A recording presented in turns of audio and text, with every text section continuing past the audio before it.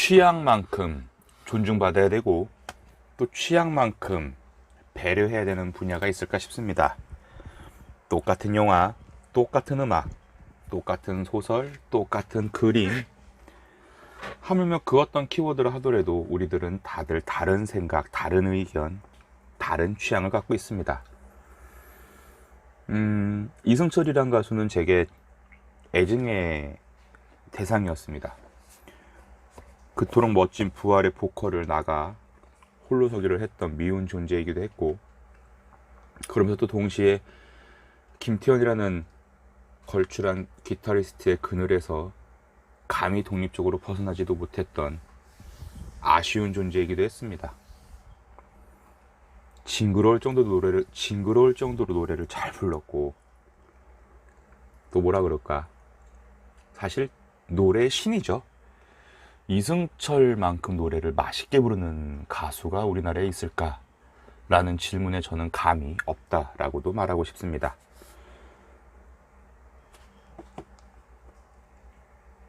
멋있는 보컬리스트들, 노래를 정말 잘 부르는 보컬리스트들이 우리나라에는 많아요.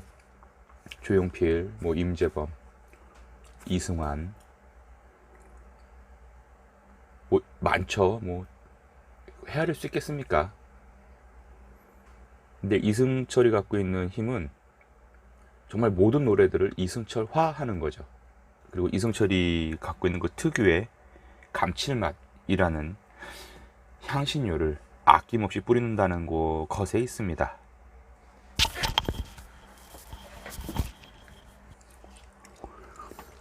부활의 보컬리스트이자 무수히 많은 히트곡들을 갖고 있는 이승철.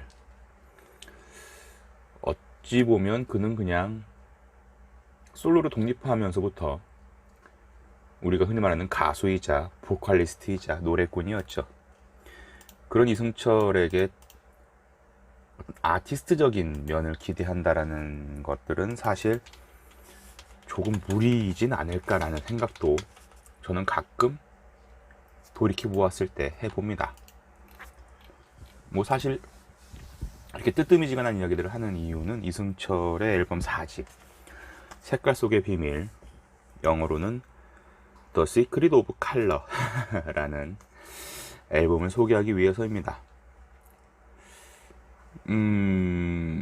자팍다식하게 짬뽕에 가까운 정말 슈퍼울트라 짬뽕스러운 음악적 취향의 물결 속에서 근 10년 이상 저의 성장기를 지내다 오니까 제게는 이승철의 앨범이 딱 한 장 있더라고요. 바로 이 앨범이었는데 왜 이 당시에 이 앨범을 샀는지 솔직히 기억이 안 납니다. 종로에 있는 영풍문고에서 샀었고, 제가 알기로 이 당시에 이 앨범은 지구 레코드이기 때문에 9,000원이 채 안 됐을 겁니다. 잿빛의 하늘과 차가운 쇠사슬이 상반된 이미지로 있는 이승철의 4집 색깔 속의 비밀은 그의 전작과 그의 이후의 앨범들을 거의 모두 다 접했던 제 입장에서 있어서 그에게 최초이자 최후였던 걸작에 가까운 앨범이라고 저는 감히 평가하고 싶습니다. 어찌 보면 담다디를 부른 이상은이 미술 공부와 함께 일본으로 떠났던 그 시점과도 맞물릴 테고, 또 3집까지는 보컬리스트로서의 자신이 없었던 자우림의 김유나가 그 이후의 앨범을 녹음하면서 느꼈던 감정들과도 일치할 것입니다. 개인으로 데뷔한 이승철이 드디어 이 앨범에서는 미국으로 영역을 확장시켜서 많은 세션들과 재즈에 가까운 앨범을 만들었습니다. 이 앨범에서 사실 우리가 흔히 아는 이승철이라는 가수의 색깔을, 목소리를 접할 수 있는 노래는 거의 없습니다. 물론 1번 트랙 색깔 속의 비밀 약간의 그 펑키하고 재즈한 리듬이 있는 노래가 제법 이승철스럽긴 하지만 대중적으로 라디오나 TV에서 듣기에는 굉장히 무리가 따르는 난해함이 있고요. 이후에 이어지는 거의 아트에 가까운 그의 플레이리스트는 이게 언제적 앨범이죠? 94년 04, 14, 24 27년이 지난 지금 듣기에도 전혀 촌스럽지가 않습니다. 저는 사실 그렇게 따져요. 되게 단순한 논리인데 시간이 지나도 촌스럽지 않은 영화들과 작품들이 있어요. 앨범들이 있어요. 노래들이. 그 외 헐리우드에서도 뭐 팝콘 무비라고 하고 뭐 킬링 타임용 무비라고도 하는 그런 여러, 사실 뭐 거기는 뭐 영화를 얼마나 많이 만듭니까? 뭐 인도에 비하면은 극장용 릴리즈가 적을 수도 있지만 비디오 시장까지 따지면 사실 어마어마한 시장인데, 사실 그런 영화들은 시간이 지나면 굉장히 촌스럽거든요. 화법이나 작법, 뭐 연출, 두루두루두루 기타 등등. 근데 이승철의 이 4집은 사실 지금 들어도 촌스럽지가 않아요. 왜냐면 재즈에 기반을 둔 편곡 때문일 수도 있고, 또 굉장히 힘을 뺀, 뭐라 그럴까, 사실 어느 한 곡 대중적으로 히트할 수가 없어요. 히트하기엔 좀 부담이 되는 노래들이 되게 많아요. 그렇다고 뭐 노래가 무슨 형이상학적으로 어렵다는 뜻이 아니라 너무 지극히 이승철스러운, 너무 지극히 이승철이 품어왔던 음악 세계를 간파하는 컨셉으로 앨범이 진행되기 때문에 어려울 수 있습니다. 뭐 수록곡을 잠깐 리뷰해 볼게요. 1번 색깔 속의 비밀은 아까도 잠깐 말했듯이 약간 그루브하면서 재즈한 음악이고요. 겨울 그림은 굉장히 차분하고 마치 한편의 동화를, 디즈니의 동화를 마주하는 듯한 음악입니다. 펑키에 가까운 웃는 듯 울어버린 나 역시 굉장히 시니컬한 가사가 돋보이고요. 그 직전에 또 1분여 정도 흐르는 봄의 향기라는 연주곡도 있습니다.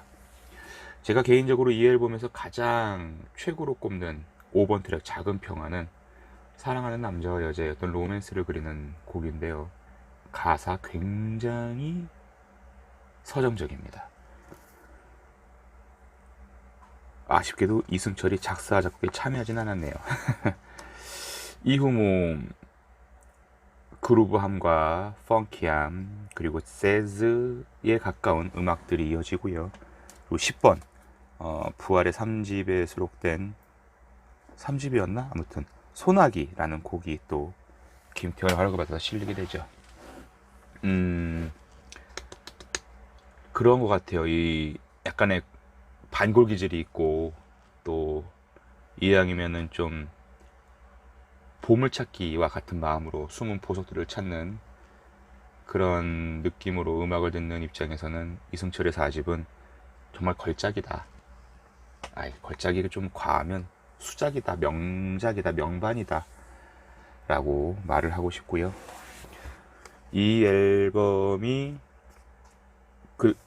이 당시 지구 레코드의 믹싱 이상으로 굉장히 짜임새 있게 녹음이 됐고 프로듀싱 됐다는 점도 저는 굉장히 주목할 만한 점이라고 봅니다. 사실 제가 또 건너까지는 아니지, 직접이었죠. 지구 레코드에서 4년, 3년 정도 일을 했었는데 그래도 뭐 지구 레코드의 수준을 맞추려는 건 아니고요.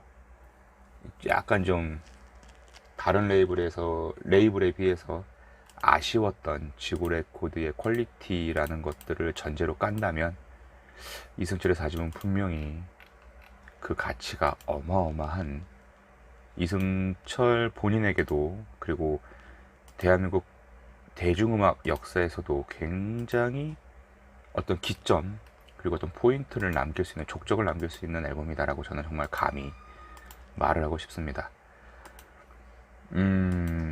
아침 저녁으로 제법 선선한 공기가 부는 여름의 끝자락, 그대가 이 앨범을 접할 기회가 있다면 아침에는 작은 평화를 마주하고 점심에는 누구나 어른이 돼서를 마주한 다음에 저녁에는 흑백 논리를 마주하는 것도 제법 어울리지 않나 싶습니다. 앨범을 주제화하는 색깔 속의 비밀이라는 타이틀이 사실 오늘 소주 한잔 마신 기분으로 녹음을 하면서 뭘까 과연이라고 또 되도 않는 분석을 해봤는데, 이 앨범에 있는 거의 모든 컨텐츠들을 구분하는 기준인 것 같습니다.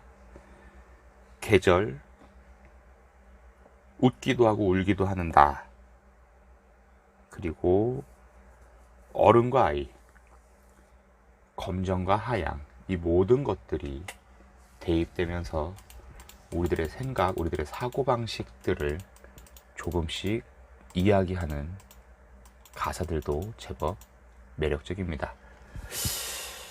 이 얼마 전에 말씀드린 더룩이란 영화의 녹음이 끝나고 혼자 생각을 해봤어요. 난 왜 이렇게 내가 너무 좋아하는 것들에 대해서 소개하는데 공색스러울까? 난 정말 까는 게 어울리나? 사실 제가 또 까자고 마음 먹으면 주저앉아서 좀 잘 까는데, 사람도 잘 깝니다만 더 연습을 해야겠네요. 제 부족함이고 제 불찰이지만 중요한 건 이승철의 4집 색깔 속의 비밀은 이승철이라는 가수의 전성기, 그리고 그의 음악 인생을 통틀어서 가장 빛나는 보석과도 같은 앨범이다 라고 저는 감히 단정 짓고 싶습니다.